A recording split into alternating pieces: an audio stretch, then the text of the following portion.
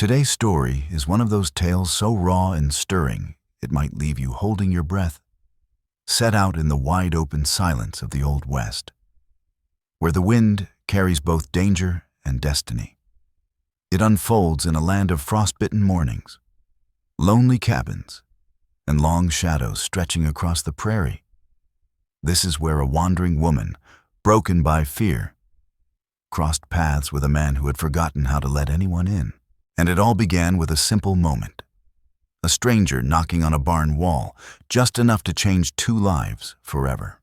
Before we kick off this adventure, don't forget to hit like on the video and let us know in the comments where you're watching from.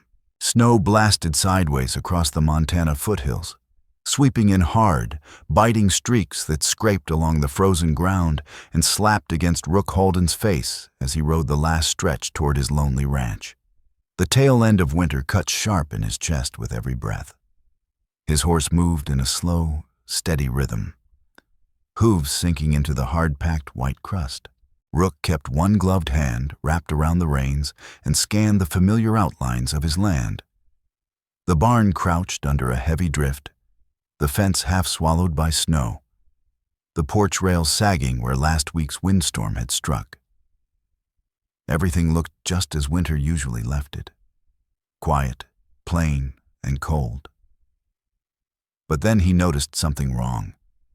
A crumpled shape pressed tight against the barn wall, right in the corner where the roof overhang offered the slightest bit of shelter from the wind. At first glance, he figured it was just a tarp or a sack left behind from fall repairs.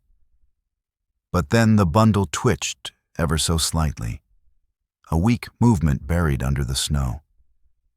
Rook jerked the reins, bringing the horse to an abrupt stop. Steam puffed from the animal's nostrils into the frigid air. His stomach tightened, heartbeat thudding heavier than he liked. Out here, nothing shifted unless there was a reason. He watched it for several seconds, the wind lifting stray curls of snow from its surface. Then he swung down from the saddle, boots sinking deep into the drift as he pushed forward. The blanket around the shape was stiff with frost, edges frozen into the ground. When he crouched beside it, he saw long, dark hair matted against a pale cheek, strands fused together from ice. A woman, young but worn down to the bone. Her eyes cracked open when she sensed someone near, and she recoiled as far as her weakened body allowed. Her breath escaped in short, ragged bursts. She tried to speak, but the first sound died in her throat. When she finally managed to whisper, her voice shook, not from cold, but from terror.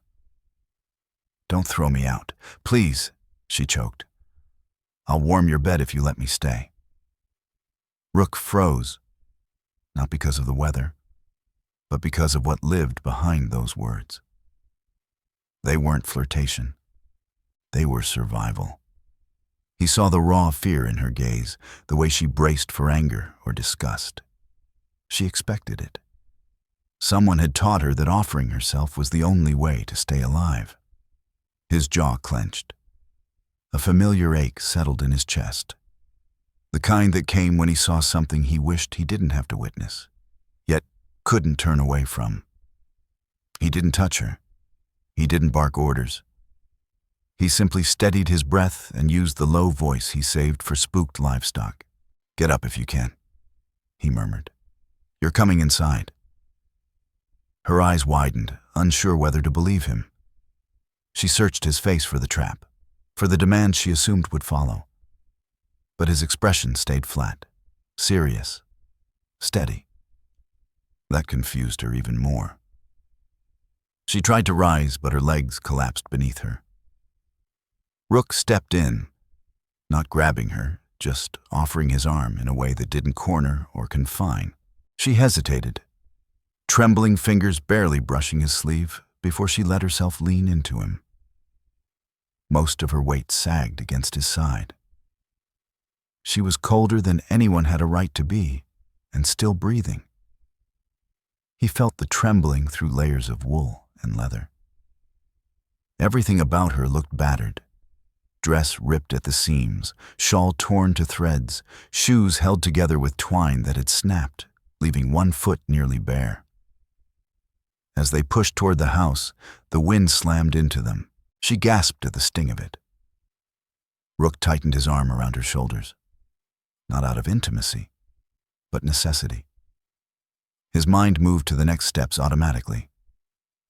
Get her inside. Warm her. Water first. Food later. It was the same process he used whenever he found a wounded traveler or a half-frozen animal out on the trail. Practical. Controlled. A way to keep himself from sinking into the grief that winter always stirred inside him.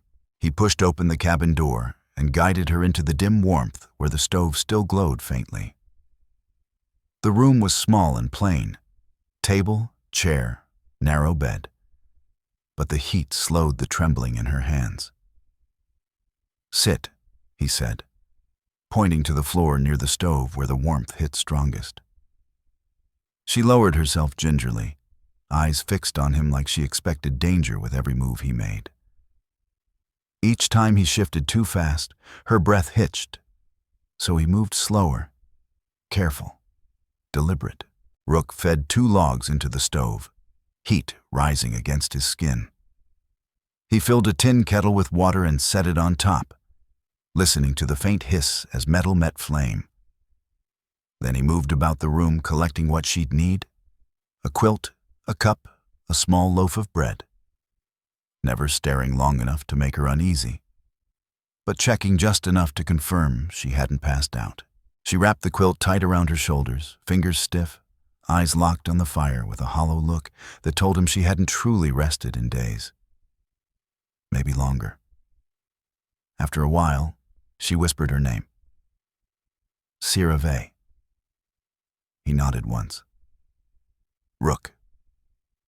She searched his face again, looking for something: expectation, threat, reason. But he held her gaze only long enough to show he meant no harm, then stepped back to give her space. She relaxed just a fraction. As the water warmed and the room softened around them, Rook felt a quiet shift settle over the cabin. Not comfort, not trust, not yet. But the first moment where panic loosened its grip and survival wasn't the only thing filling the air. He didn't speak more than he needed to. She didn't ask anything either, though the fear in her eyes eased by the slightest degree. And Rook Halden knew she wouldn't be shoved back into the cold tonight, nor sent away come morning. Dawn pushed its thin, frosted light through the window, laying pale stripes across the wooden floor and making the little cabin look colder than it truly felt. Rook stood near the stove, easing a fresh log into the fire, the warmth brushing his face, while the rest of the room held onto the night's chill. His movements were stiff from the cold, measured and slow, and his gaze drifted toward the corner where Sira Vey sat bundled in the quilt he'd given her. She hadn't slept much. He could tell by the way her arms wrapped tightly around herself. Not for heat now, but to keep steady. Her eyes were clearer than the night before. Yet the fear still lingered underneath, surfacing every time she looked his way. She didn't trust the quiet yet. She didn't fully trust him either. Rook didn't fault her for that. He understood caution. He'd lived by it for years. Turning back to the stove, he cracked 2 eggs into a pan and set a slice of bread beside the heat. The familiar routine steadied him. He always leaned on simple chores when life pressed too close. Sira watched silently. Her fingers tightened around the quilt, her whole posture ready to flinch at the slightest wrong move. Rook kept his hands slow, deliberate, making sure not to startle her. He wasn't used to another person in his cabin, and he felt her presence in every small sound: the rustle of fabric, the unsteady breath, the faint scrape of her heel against the floorboards. When the food was ready, he set a tin plate on the table and added a cup of warm water beside it. He didn't speak until he stepped back, giving her room, It's for you. Her eyes flicked from the plate to his face, uncertain, hunger and hesitation fighting beneath the surface. It took several moments before she rose. Her knees wobbled, and she steadied herself on the table before sitting. She lifted the fork with both hands, as though afraid she'd drop it. Her first bite was small, careful, the kind of careful that belongs to someone who spent too many days rationing food, or eating in places where one wrong look could cost everything.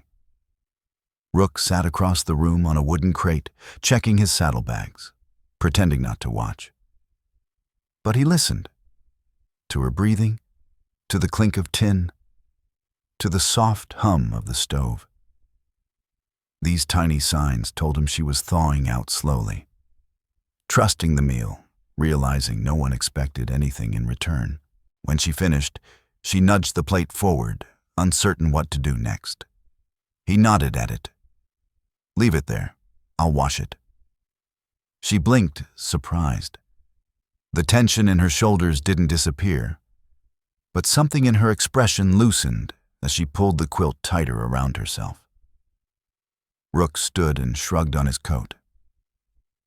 "I'll check the barn." The cold slammed into him as soon as he stepped outside. Fresh snow piled against the fence line, and the sky hung low with heavy gray clouds.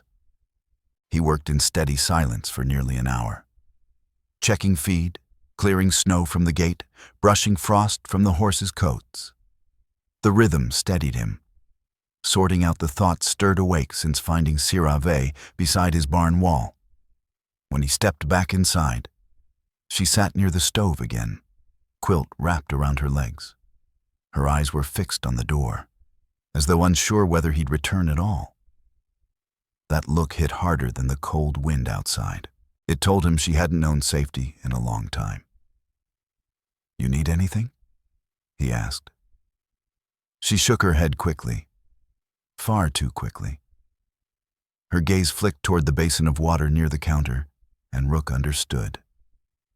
He poured warm water from the kettle into it, then stepped aside. "You can wash up," he said. "I'll step out." Her lips parted in surprise, and he watched her a moment. She wasn't used to being given privacy.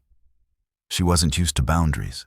He took his coat but didn't leave until she nodded to show she understood. 10 minutes later, when he returned, her hair was damp, her face scrubbed clean, and her hands trembled less. She stood as though ready to apologize for being in his space. He lifted a hand slightly, not a command, just reassurance. "Sit. Rest. Cold's not letting up today." She obeyed, not out of fear this time, but sheer exhaustion. The rest of the day moved with careful distance. Sira stayed inside, patching the torn edge of her shawl with thread she found in his sewing tin. Rook worked outside, fixing a broken fence board. Their paths crossed only when he returned for water or when she quietly refilled the woodstock beside the stove, arranging the logs in the same way she'd seen him do. By evening, the cabin glowed with warm lamplight. Rook set another simple meal on the table, this time without explanation. And Sira sat as though waiting for permission. They ate in near silence. Their breath mingled with the soft crackle of the fire. Sira kept watching him from the corner of her eye. Not with suspicion anymore, but with the cautious curiosity of someone trying to figure out what kind of man she had stumbled across. After supper, Rook rolled out a spare bedroll near the far wall. "You sleep by the stove," he said. "It's warmer." She didn't speak. Her eyes tracked every move Rook Halden made, as if waiting to see whether he expected anything from her. But he settled onto his bedroll with his back turned, hands folded over his chest, keeping a respectful distance, and nothing more. For the first time since he'd found her half frozen by the barn, Sira Vey exhaled slowly. Outside, the wind scraped hard along the cabin walls, but inside the place held steady. It was the first true shelter either of them had shared in longer than they cared to admit. The storm eased during the night, leaving the ranch coated in a thick white layer that creaked faintly beneath every step. When Rook stepped outside at dawn, the air pinched sharper than the day before, brittle against the skin, and the horizon glowed with a pale blue edge that hinted at clearer weather ahead. He shut the door quietly behind him, careful not to startle Sira. She needed calm. He saw it in every guarded glance she gave the world. He crossed the yard with slow, even strides, brushing snow from the trough and checking the barn doors for ice buildup. His hands worked on instinct. Years of tending this place alone had carved these chores into muscle memory, and the silence felt familiar, steady and predictable. Inside, Sira sat up from her quilt, pulling it tighter around her shoulders as she studied the small room. The warmth from the stove had dipped, so she added 2 logs, watching the flames climb. It felt strange to be inside a home without someone standing over her, waiting for her to fail or owe them something. She listened for Rook's footsteps, unsure whether he expected her to do anything or whether she should simply stay out of sight. Still, she rose, moving slowly, her legs stiff from the cold and the fear that had hung over her for days. When she eased the door open, Rook was already heading back toward the cabin. He didn't look surprised to see her awake. "You're up," he said quietly. She nodded, quilt clutched around her like makeshift armor. "Didn't sleep much. Storm's blown over for now." His gaze dropped to her shoes, still held together with frayed twine. "You shouldn't walk far in those."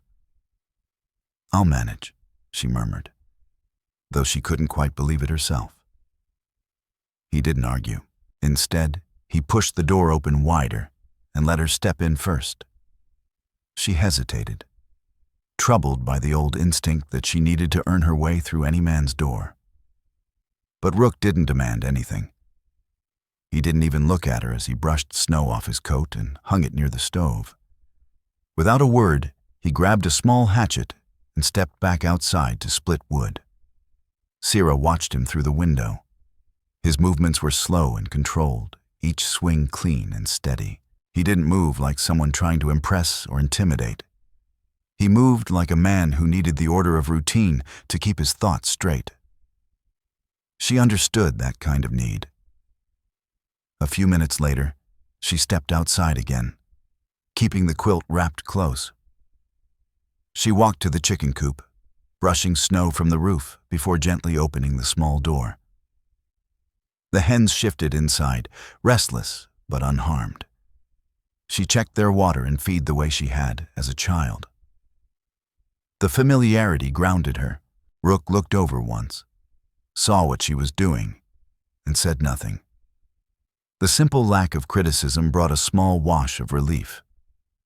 When she carried 2 eggs toward the cabin, he passed her with an armful of wood. He slowed just slightly, matching her pace for a few quiet seconds before moving ahead. It wasn't planned. It just happened. Inside, Sira cracked the eggs into a pan, unsure whether she was stepping beyond what he allowed. Rook noticed, wiped his hands on a cloth, and stood beside her just long enough for her to ask in a soft voice, "Is this all right?" "Fine," he said. "Use whatever you need." She nodded and cooked in careful silence. Rook sat at the table, not watching her, giving her space to breathe in the tiny kitchen. When she set the plate before him, he dipped his head in a quiet acknowledgement. A simple thank you, without words, but clear enough to twist something tight in her chest. She wasn't used to gratitude. They ate quietly, the scrape of utensils and the low murmur of the stove filling the room. Sira kept studying him in brief glances. Not out of fear now, but because she was trying to understand the rules of this new place. She noticed how he angled his shoulders slightly away to give her room, how he never reached across the table suddenly, how his eyes stayed respectful even when he was worn out. After breakfast, he set to mending a torn strap on his saddle.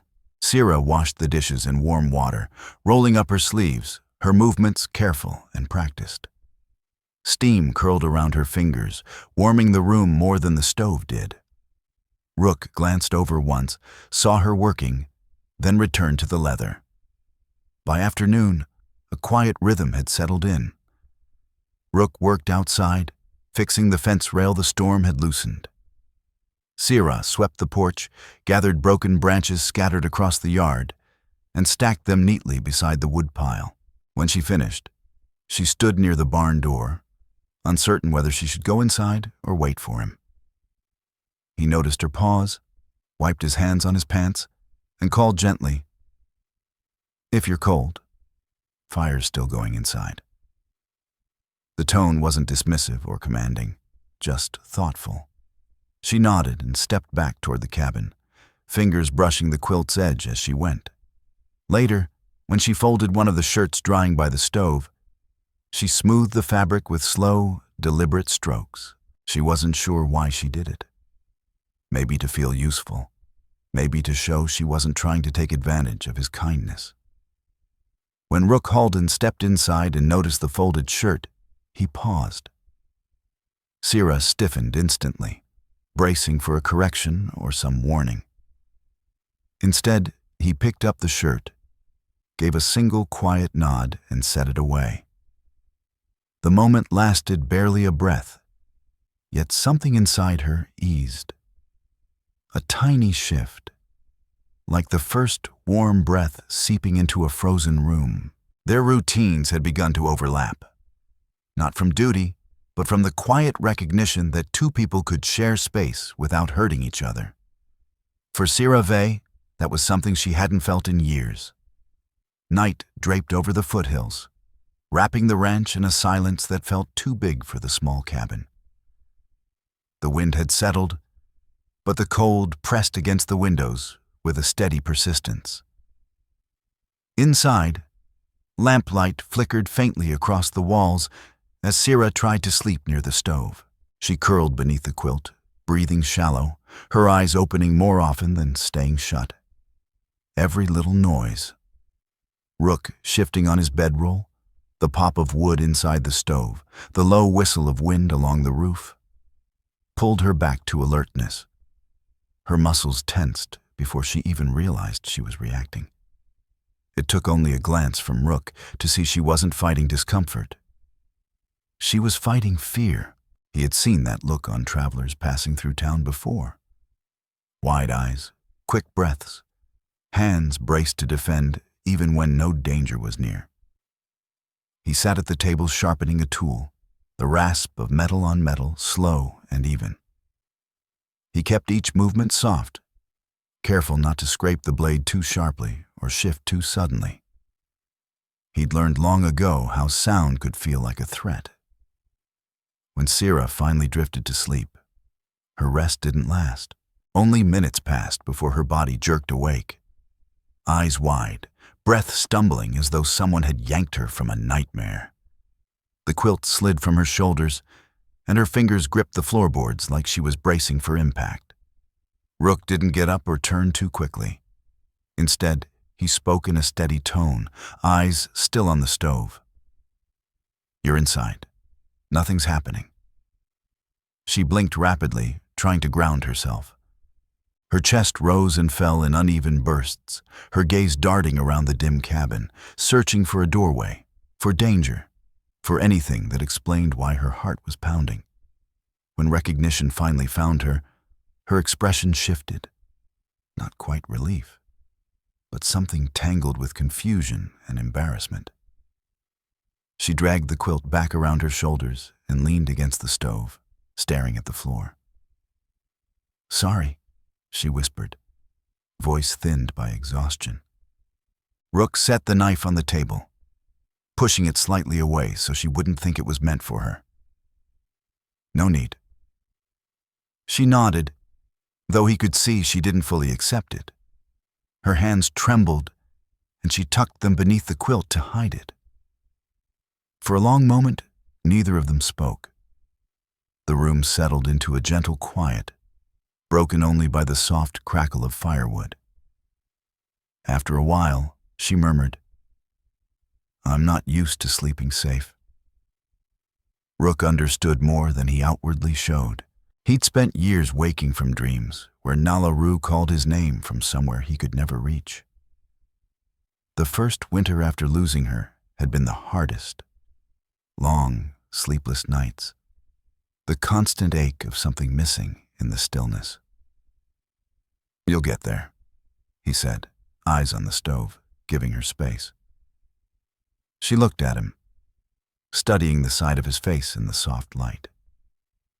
His expression didn't shift, but his voice carried something he rarely let out. Quiet certainty. Sira pulled the quilt closer and exhaled slowly, her shoulders loosening a little, though not completely. She hesitated before speaking again. "You've lived alone a long time." He nodded. "Years." "Why?" she asked softly, her tone cautious, as though expecting him to shut the question down. Rook paused, his jaw tightening. The answer surfaced inside him like something heavy lifted from deep water. Old, cold, and familiar.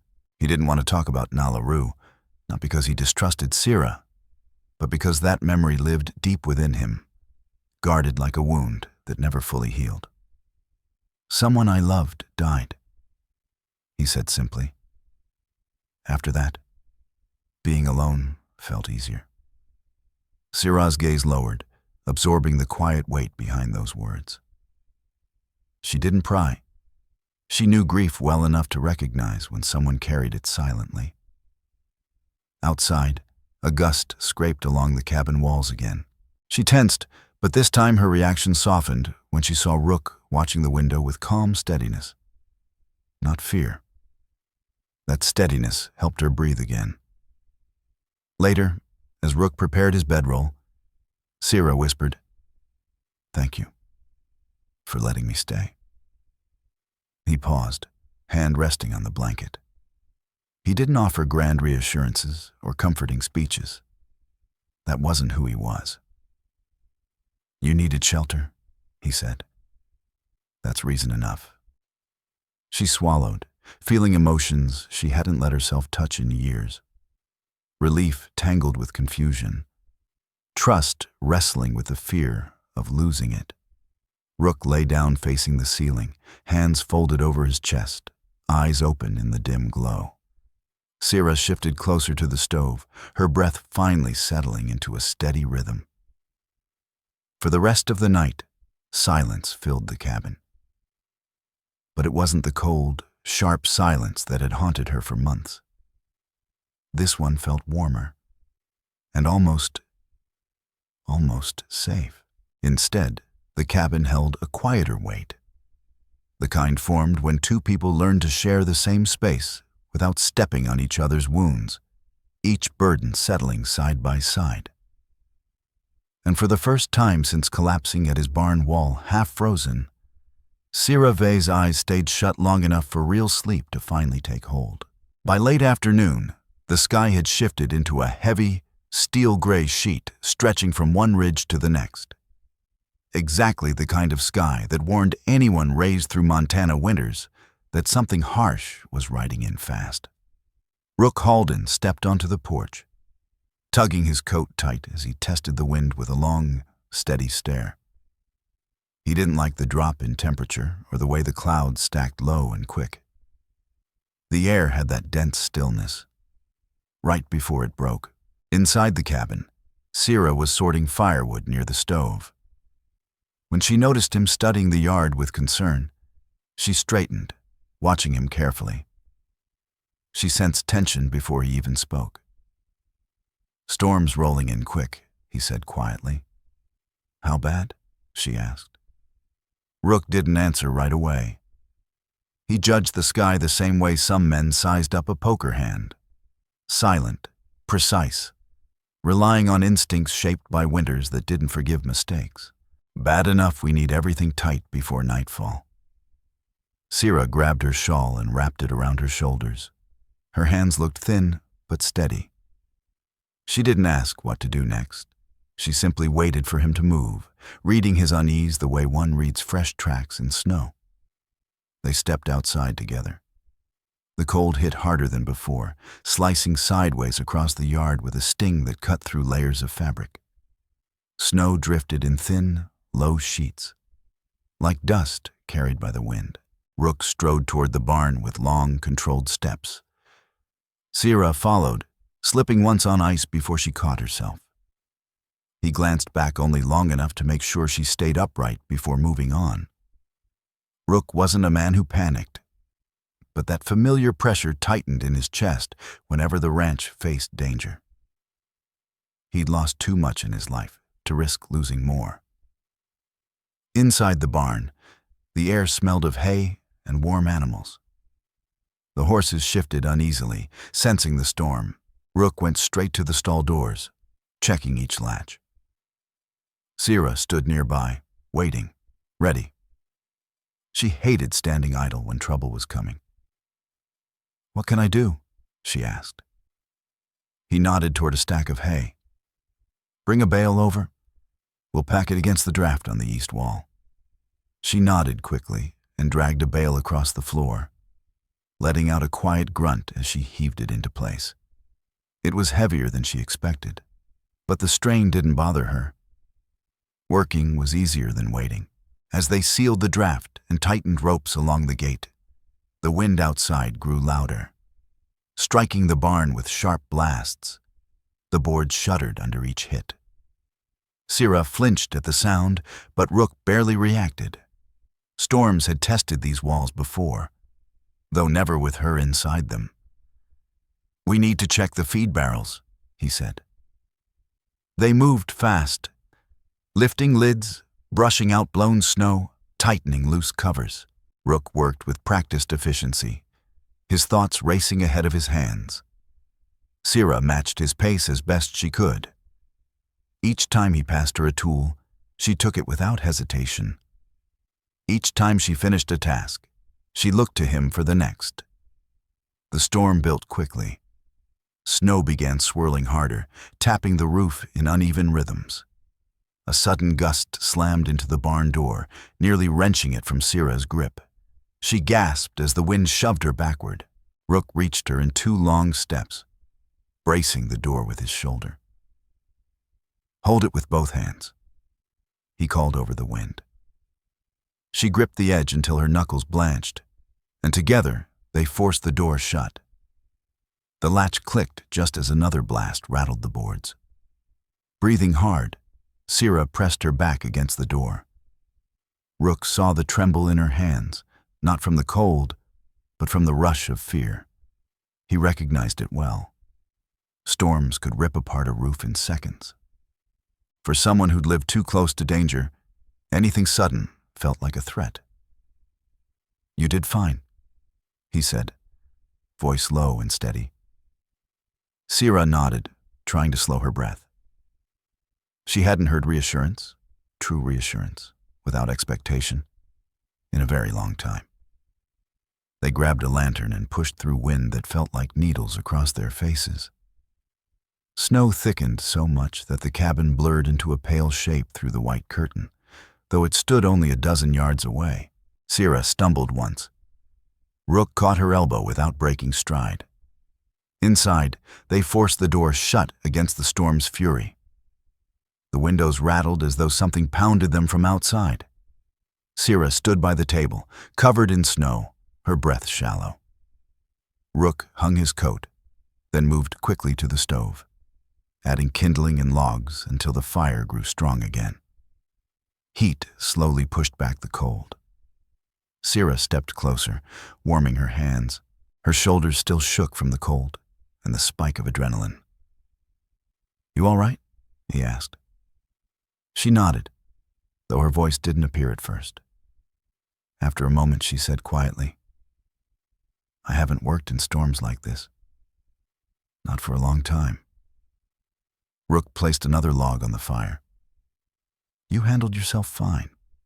Made things easier, Rook Halden said. Sira Vey looked over, startled by the sincerity in his voice. No one had ever told her she made anything easier for anyone. They sat near the stove while the storm hammered the cabin. The ceaseless rush of wind against the walls made Sira's breath tighten, but each time she glanced at Rook, calm, grounded, eyes fixed on the fire with quiet focus, her fear eased just a little.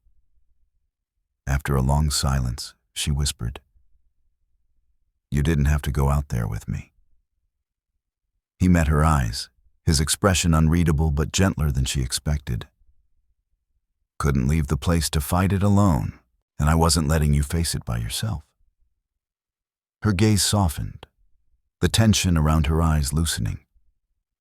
She pulled the quilt tighter, letting the warmth seep into her bones. The storm still shoved hard against the cabin walls, but for the first time, she didn't feel like the wind could lift her off the earth. Sitting here, inside a small house with a man who spoke little but acted with steady purpose, she felt something grow that she didn't recognize. Not safety, not yet, but the beginning of it. A quiet sense that she wasn't a burden dropping into someone's life. For the first time in years, it felt like someone had chosen to keep her safe. The storm buried the ranch in white by morning. Snow pushed against the cabin walls nearly up to the windowsill, and the air outside was so still it swallowed sound. Inside, the stove crackled with a low, steady flame, and Sira stood warming her palms over it, her fingers still stiff from the day before. Rook stepped into his boots with slow, deliberate movements, shoulders tight with responsibility rather than fear. He glanced toward the frosted window, judging the weight of the snow, then reached for his coat. "I'm checking the barn," he said. Sira tightened her shawl. "I'll go with you." He hesitated, not out of doubt, but because he weighed the cold against the steadiness she'd shown last night. Finally, he nodded. "Stay close." They stepped outside together. The cold struck instantly. Sharper than the day before, quieter too. Snow crunched under their boots, heavy and deliberate, and Sira moved carefully to keep her footing. Rook kept his pace steady, never walking too far ahead, aware of her steps without hovering. Inside the barn, the horses shifted restlessly in their stalls, warm breath rising into the chilled air. Rook checked each latch with patient hands. Sira moved beside him, brushing snow from feed barrels and lifting a small shovel to clear the walkway. She didn't wait for orders, she simply worked. He noticed. They finished in silence, a silence built from shared effort rather than awkwardness. Something steady had begun forming between them over the past days. Quiet, practical, honest. On the walk back to the cabin, the wind skimmed across the snow in soft waves, and Sira's steps slowed as her breath caught. Rook turned slightly. "Cold getting to you?" "A little," she admitted. He didn't comment. Instead, he shifted closer so the wind hit him instead of her. The gesture was small, but she felt it instantly. No one had shielded her from the wind in years. Inside again, warmth wrapped around them. Rook placed his gloves near the stove to dry, and Sira hung her shawl on the chair. Their breaths were still uneven, cheeks red from the cold. Sira rubbed her hands together, watching him from the corner of her eye. "You always work like that?" she asked quietly. "Non-stop?" He shrugged. "Things fall apart fast out here if you don't stay ahead of them." She studied him. Something in his tone carried the weight of memory, resignation rather than bitterness. He'd lived with loss too long, enough to turn routine into armor. "I'm not trying to make more work for you," she said. "You're not," he answered, firm and simple. "You've helped, The words lingered in the warm air. Being told she helped, not hindered, hit her harder than she expected. Her throat tightened, and she lowered her eyes quickly. Rook tapped a loose floorboard near the table. "This one's been rattling for weeks." He changed the subject the only way he knew, practical, grounded, avoiding emotion until he had room to face it. Sira knelt beside him. "What do you need me to do?" He handed her a small jar of nails and pointed. She held the board steady while he hammered, the sound echoing through the cabin. Their hands stayed close, but never touched, though the distance between them was noticeably smaller than it had been a day earlier. When the board finally sat flush, Rook tested it with his boot. "That's better."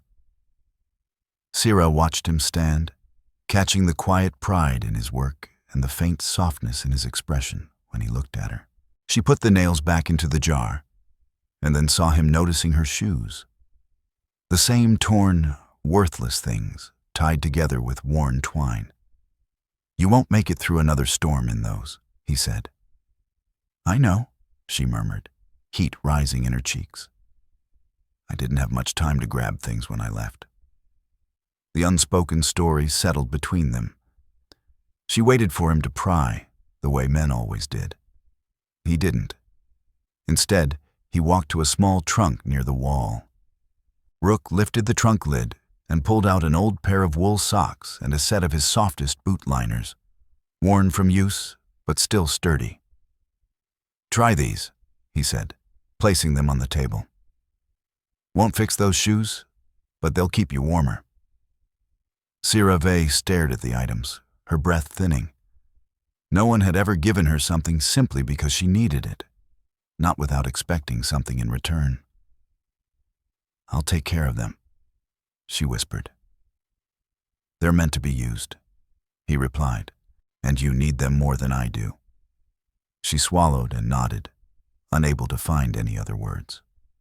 Later, when evening sank into a soft, orange glow around the stove, Sira moved toward the corner where she slept.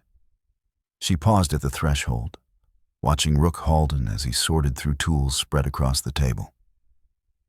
"You've done more for me than anyone has in a long time," she said quietly. His hand stilled, though he didn't turn fully. "You're safe here." Her breath caught at the certainty in his voice. She stepped into her corner and eased onto the quilt, warmth settling over her. Not just from the stove, but from something steadier, something she hadn't let herself trust in years. Rook lay down in his bedroom moments later.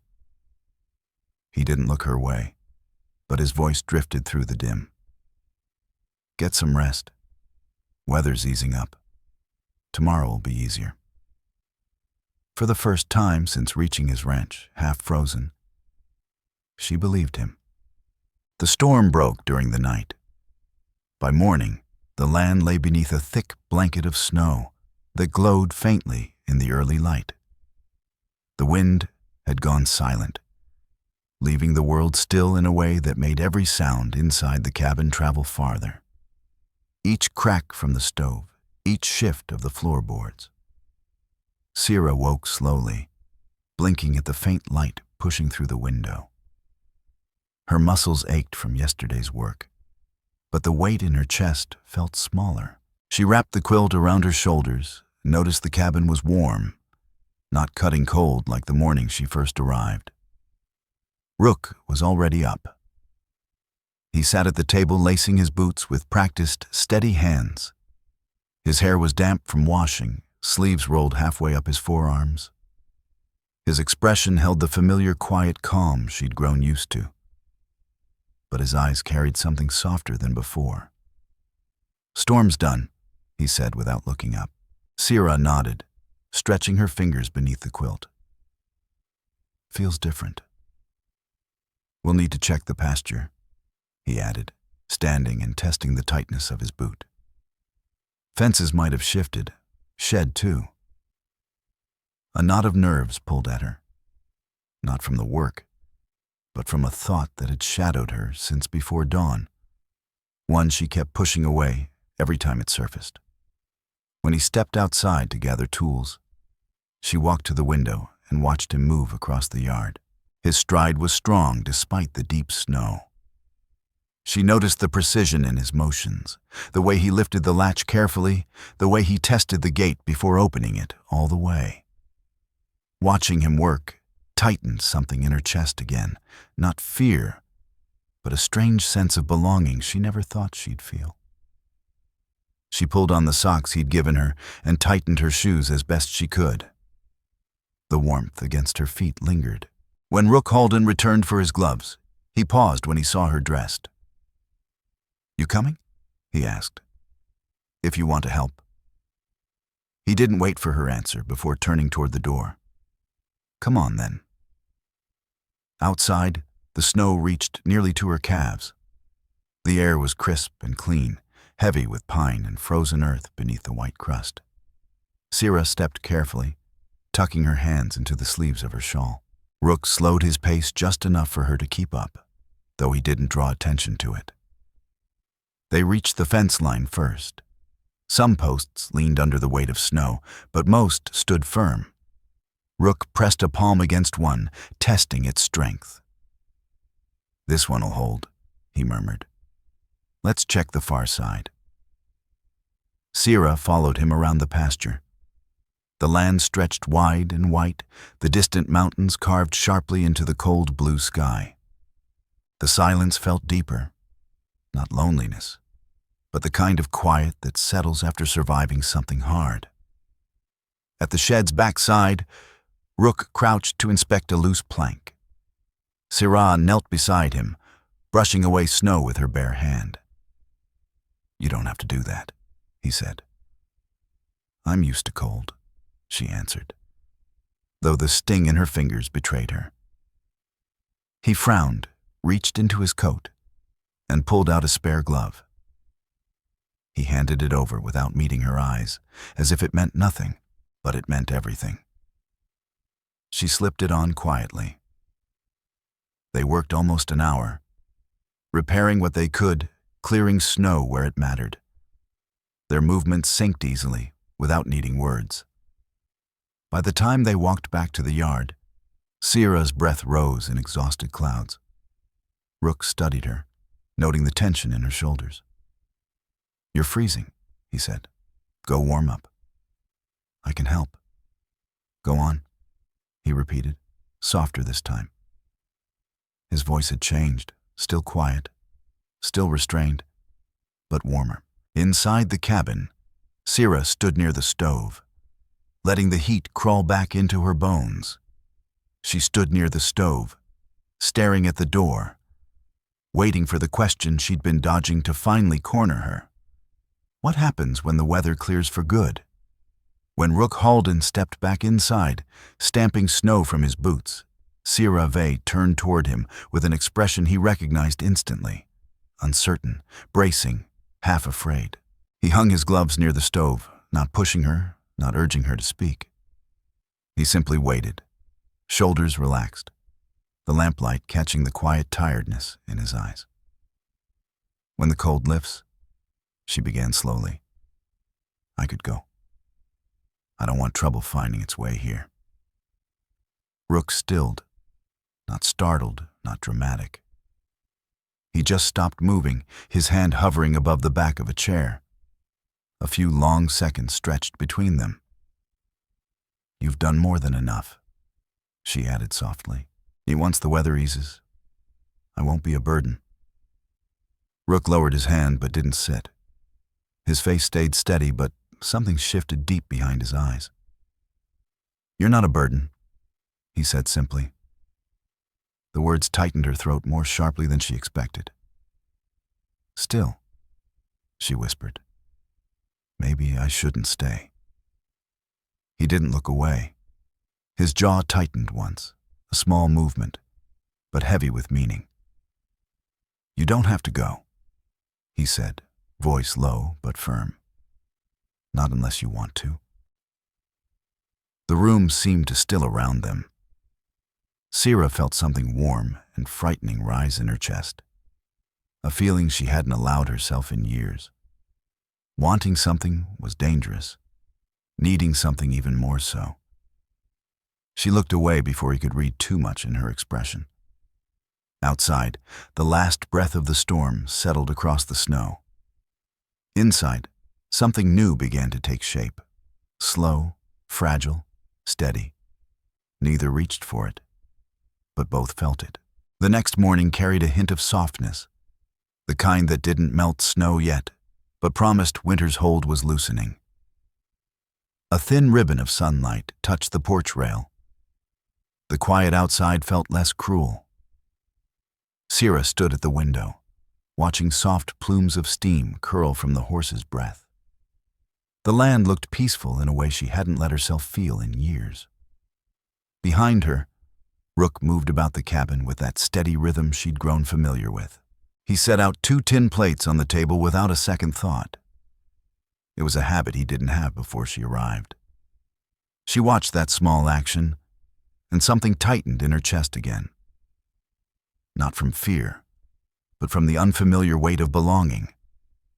When he noticed her watching, he paused for only a heartbeat before clearing his throat and returning to what he was doing. "Breakfast ready?" he said. She sat across from him, hands cold around the tin cup of coffee. Rook ate quietly, deliberate in every motion. The scrape of utensils was steady, grounding. She watched how his shoulders seemed less tense than they'd been days earlier, how his eyes carried fewer shadows. After a moment, she said, "You don't have to cook for me every morning." He shrugged lightly. "Doesn't take much more, and 2 plates make sense now." Her breath stalled. He said it so simply, as if her presence had already woven itself into his life without him noticing. When they finished, Rook reached for his coat and tools. "Fence line's holding, but a few boards need fixing before the thaw." "We," she echoed softly. He glanced over his shoulder, the corner of his mouth tightening, not quite a smile, but something gentler. "If you're feeling strong enough," he said, "I'd welcome the help." Warmth spread through her chest. "I want to." They stepped outside together, the air holding a faint dampness from melting snow. Sira felt steadier as they crossed the yard toward the fence. Rook handed her the nail bucket while he carried the hammer. Their movements fell in sync, surprising them both. They worked side by side through the morning. He braced the board. She held the nails. When her hands trembled from the cold, he stepped closer, blocking the wind without saying a word. When he dropped a nail, she knelt quickly and plucked it from the snow, handing it back before he could bend. By midday, they'd repaired 3 boards. Rook wiped his brow with his sleeve, giving her a long, careful look. "You were steady," he said. Heat rose in her cheeks, not from work, but from the quiet respect in his tone. "You don't slow down either." He grunted softly, almost amused. Habit, hard to break. She looked down at her hands, the glove he'd given her smudged with dirt. "Thank you for letting me help." He paused long enough for her to feel the weight of his reply. "I'm not letting you," he said. "You're choosing to. That's different." The words settled deeper than Rook Halden meant them to. Sira Vey looked away quickly, overwhelmed by the weight they carried. Choice wasn't something she'd been granted in years. As they finished the repairs and moved back toward the cabin, her steps slowed near the porch. Something heavy pressed against her ribs. Fear, gratitude, and a quiet ache for something she wasn't sure she was allowed to want. Inside, the stove's warmth wrapped the room. Rook hung his coat neatly on the hook, while Sira hovered near the table, silent and uncertain. He noticed her stillness immediately. "What's wrong?" he asked. She took a slow, steady breath. "I've been thinking about what I said yesterday, about leaving." Rook's posture shifted at once, subtle but unmistakable. His shoulders squared, his breath stilled, and he kept his hands loose at his sides, as if any sudden movement might push her farther away. "You still thinking that?" he asked. Her gaze dropped to the floor. "I don't know. I'm not used to staying anywhere, or being wanted anywhere." A quiet beat settled between them. Rook stepped closer, just enough for his presence to steady her, not enough to corner her. "You're not trouble," he said softly. "You're not a burden, and you don't have to replace anything here." Her voice cracked. "Then why would you want me to stay?" He didn't rush the answer. His eyes lowered to the floorboards, grounding himself before he spoke. "This house has been empty too long," he said at last. "Silence can be good, but there's a kind of quiet that feels hollow." He lifted his gaze, meeting hers fully. "It hasn't felt hollow with you here." Her breath trembled. Her fingers tightened around her shawl. No one had ever spoken to her with such plain truth. No bargaining, no expectation. After a long moment, she whispered, "I don't want to run anymore." Rook inhaled slowly, feeling something ease inside him, something he hadn't allowed to move in years. "Then don't," he murmured. A warm, steady quiet rose between them, full of possibilities neither dared name. Sira stepped closer, drawn by a safety she had fought against for years. The stove crackled softly, the walls held still, and in that simple little room, the choice she once feared became the choice she accepted. She was staying, not from desperation, not from lack of options, but because for the first time in years, she wanted to. The last traces of winter melted slowly over the next week. The land grew damp and raw, carrying the first hints of spring. Snow thinned across the pasture in uneven patches that shimmered under the rising sun. The wind still bit now and then, but without winter's cruel edge. It felt like the whole valley was finally exhaling after months of holding tight. Inside the cabin, the warmth felt different, less like firelight and more like the presence of two lives learning to share the same space. Rook moved with a new steadiness, habits shifting in quiet ways. He reached for 2 cups instead of one without thinking. He paused when Sira stepped behind him, giving her room without needing to be asked. He watched her work with a quiet awareness he no longer tried to hide. Sira, too, had changed. She no longer hovered near the doorway or flinched at every sudden sound. Her steps carried certainty. Her hands moved confidently as she rinsed tin plates in warm water. Her eyes no longer searched the corners of the room for danger. She carried herself like someone beginning to believe in safety again, piece by fragile piece. That morning, after finishing chores, they stood on the porch together. The sky stretched wide above them, free of winter's weight, and the fields opened in long, gentle lines toward the hills. Sira breathed deeply. The air filled her lungs without hurting. Rook stood beside her, hands loose at his sides, expression thoughtful and calm. He broke the quiet first. "We've made it through the worst of the season," he said. "Spring's coming fast." Sira nodded. "I can feel it." "You've been working strong," he added. "A barn's in better shape than it's been in months." She looked down, a small shy smile forming on her lips. Praise still felt foreign, but she didn't duck away from it anymore. "It's easier when someone shows you how to do things right," she murmured. Rook Halden shifted his stance, eyes drifting toward the pasture where the horses moved slow and deliberate through the thinning snow. For a long stretch, he didn't speak. Sira Vey sensed the weight behind his silence. Not fear, not reluctance, but the heaviness of a choice he'd turned over in his mind more than once. When he finally spoke, his voice came steady, controlled, yet more open than she'd ever heard it. "I've been thinking," he said quietly, "about the house, about us sharing it." Sira's breath tightened as she faced him. His eyes, calm, steady, touched with winter blue, held a softness that hadn't been there the day she'd come to his barn, half frozen. "You don't owe me anything," he went on. "But if you want a place here, if you want to stay, not because of fear or cold or nowhere else to go, but because it feels right, I'd want that." She swallowed hard once, twice, before her voice found its way out. "You're sure?" He nodded, one solid, unshaken motion. "I'm sure." Warmth rose through her chest, stronger than any fire that ever burned in his stove. She'd waited for the moment his kindness twisted into demand, the moment safety soured into something else.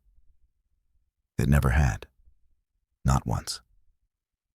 "I want to stay," she said, her voice no longer trembling. "Not because I'm desperate anymore, but because I feel safe here. I haven't felt that in a long time." Rook exhaled, a slow breath that loosened a tension he hadn't realized he'd been hauling around. He stepped closer, just enough for his warmth to touch hers, never enough to corner her. His hand hovered for a heartbeat before resting gently on her forearm. Sira didn't pull back.